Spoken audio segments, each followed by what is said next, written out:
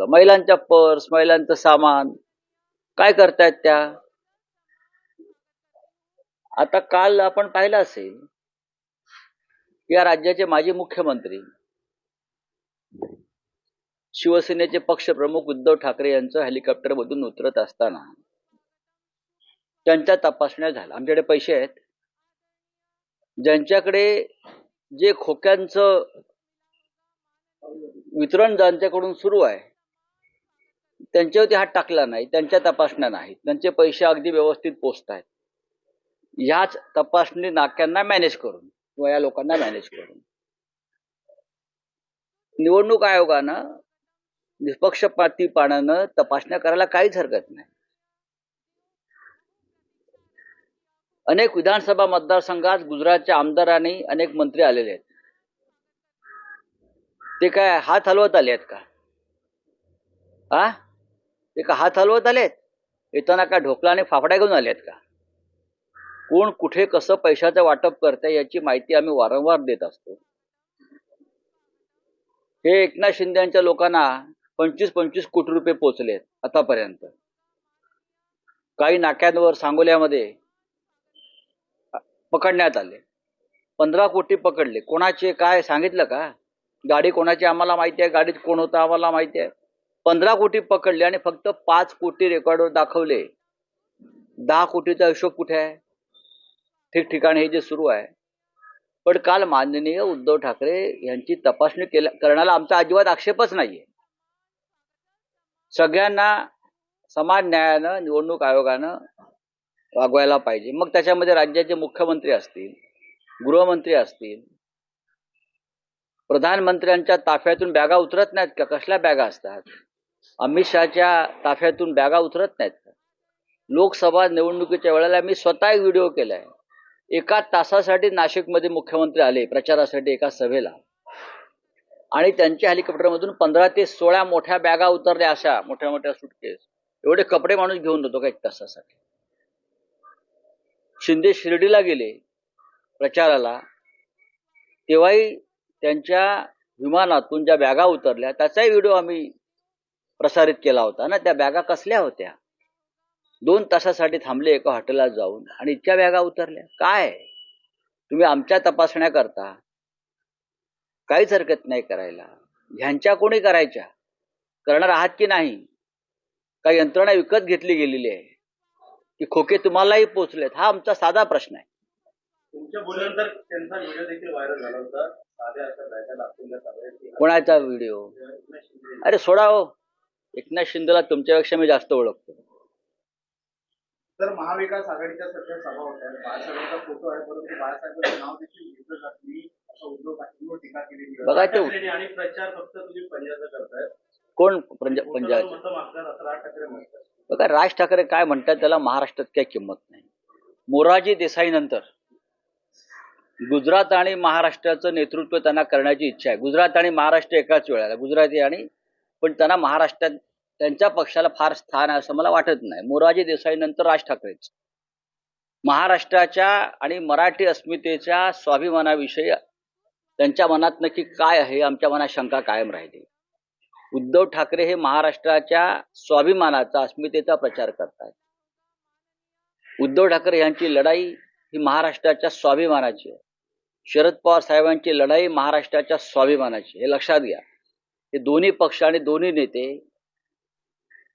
अगदी ज्या संघर्षात उतरलेले आहेत या महाराष्ट्रात, तो स्वतःच्या स्वार्थासाठी संघर्ष नसून ज्या पद्धतीनं गुजरातच्या 2 व्यापाऱ्यांनी आपल्या स्वार्थासाठी मुंबई आणि महाराष्ट्राची लूट चालवली, महाराष्ट्राच्या स्वाभिमानासंदर्भातले 2 पक्ष फोडले आणि हे महाशय जे आहेत हे त्यांच्या बाजूने उभे आहेत. आम्हाला मोरारजी देसाईंची आठवण झाली, आम्हाला मोरारजी देसाईंची आठवण झाली. ते दुर्दैव आहे. मला ते खूप महान नेते आहेत, मला त्यांच्याविषयी काय फार बोलायचं नाही. पण मी इतकं सांगेन, उद्धव ठाकरे यांच्यावर टीका करताना आपण थोडंसं भान ठेवा. ते शिवसेनेचे पक्षप्रमुख आहेतच, पण महाराष्ट्रावर दल्ला मारणाऱ्या, हल्ला करणाऱ्या गुजरातच्या 2 खतरनाक व्यापाऱ्यांविरुद्ध त्यांची लढाई सुरू आहे, ते आणि शरद पवार. त्यांचं असं देखील म्हणणं आहे की आपल्याला आव्हान देण्यासाठी विक्रोळी दोन आ? सभा लावाव्या लागतात. कोणाला? आपल्याला आव्हान देण्यासाठी राज ठाकरेंना विक्रोळी दोन सभा घ्याव्या लागतात. हो, तरीही येणार आमची शिवसेना तिथे. विक्रोळीत जर कोणी सभा घेत असेल वारंवार, याचा अर्थ त्यांचा पक्ष इथे कमजोर आहे. आणि येणार सुनील राऊतच, सगळ्यांना माहिती आहे. दोन काय, इथे त्यांनी घर घेऊन राहायला पाहिजे. जसं नरेंद्र मोदी, अमित शहा महाराष्ट्रातच मुक्कामाला आहेत, तसं काही नेत्यांनी विक्रोळी, कांजूरमार्ग, डम्पिंग ग्राउंडच्या आसपास खूप जागा रिकाम्या आहेत, तिथं राहावं ना. मला काही अडचण नाही. लोकशाही आहे. लोकशाहीमध्ये कोणी किती कुठे सभा घ्याव्यात याच्याविषयी काही निर्बंध नाही आहे. सभा घ्या, आमच्यावर टीका करा. कारण भारतीय जनता पक्षाची, देवेंद्र फडणवीसांची इच्छा आहे आमच्यावर टीका करावी, आमच्यावर चिखलफेक करावी. हे स्क्रिप्ट गुजरातवरून आलेलं आहे. त्यांचं असं देखील म्हणणं आहे की अमित ठाकरेंनी कधी गळ घातलेला आहे, मात्र एकनाथ शिंदे जो निर्णय घेतली समर्थन तो मला बघा असं आहे की कोणत्या पक्षानं कोणाला उमेदवारी द्यावी हा त्यांचा प्रश्न आहे. कोणी कुठे लढावा त्यांचा प्रश्न आहे. आम्ही त्याच्यावरती आमचं कोणते मत व्यक्त केलेलं नाही. आम्ही इतकंच म्हणालो की दादर, माहीम, प्रभादेवी येथे शिवसेनेचा जन्म झालेला आहे. ते शिवसेनेचं जन्मस्थान आहे. आम्हाला जन्मस्थान असं कोणाला देता येणार नाही. अनेक भावनिक विषय असतात राजकारणामधले, त्याच्यामध्ये दादर जिथे आम्ही शिवसेनेचा जन्म झाला, मग शिवतीर्थावर असेल किंवा 77A रानडे रोड हा शिवसेनेचा पत्ता होता तेव्हा, तर तिथे जन्म झाला शिवसेनेचा. आणि त्या विधानसभा मतदारसंघामध्ये आम्हाला लढावंच लागेल, एवढीच आमची भूमिका आहे. आता आणखीन कोणी लढत असेल इतर पक्ष, तर तो त्यांचा प्रश्न आहे. 14 नोव्हेंबरला बताइए. रोषणाई काढण्यात आली आहे. आ? 14 नोव्हेंबरला मोदींची सभा आहे आणि दिवाळीत सर्व रोषणाई आहे शिवाजी पार्कवर. महाराष्ट्रामध्ये काळोख करायलाच ते आलेले आहेत ना. महाराष्ट्रात महाराष्ट्राला अंधकारात ढकलण्याचं काम त्यांनी गेल्या 5-10 वर्षात केलेलंच आहे. आणि अशा पद्धतीने परत एकदा महाराष्ट्रात काळोख करतील ते. भारतीय जनता पक्षाला महाराष्ट्रात काळोखच करायचं, अंधकारच करायचा आहे लोकांच्या जीवनामध्ये. आप बताइए. भाजपा के ज्येष्ठ नेते साझा किया गया है जिसमें बैड सेटिंग की जा रही है, बोलती लगातार इस तरीके का जो वीडियो है इससे पहले भी आपकी ओर से शेयर किया गया है कि प्रधानमंत्री खुद आ रहे, मुख्यमंत्री खुद आ रहे, लेकिन उनके बैग बात ऐसी है कि चुनाव इलेक्शन कमीशन जो है वो अपना काम करते रहते हैं, लेकिन महाराष्ट्र हो, झारखंड हो, पहले हरियाणा था, जम्मू कश्मीर, आप हमारे सामान का, हमारे हेलीकॉप्टर्स, हमारे प्राइवेट जेट, हमारी कार, सबकी जांच करते हो, हमारे घर तक पहुंचते हो. हमको कोई तकलीफ नहीं है. अगर आप ये काम निष्पक्ष तरीके से करते हो तो हमें कोई तकलीफ नहीं. लेकिन महाराष्ट्र के चुनाव क्षेत्र में जहां एकनाथ शिंदे, बीजेपी, अजित पवार चुनाव लड़ रहे, वहां 25-25 करोड़ पहुंच गए हैं. आपको मालूम है, मैंने पहले भी बताया था.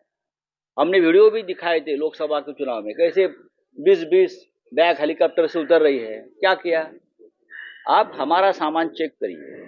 लेकिन क्या आप एकनाथ शिंदे, देवेंद्र फडणवीस, अजित पवार, नरेंद्र मोदी, अमित शाह जी, उनके हेलीकॉप्टर्स, उनके कारों का काफिला रुक कर आप उनकी जांच करते हैं क्या?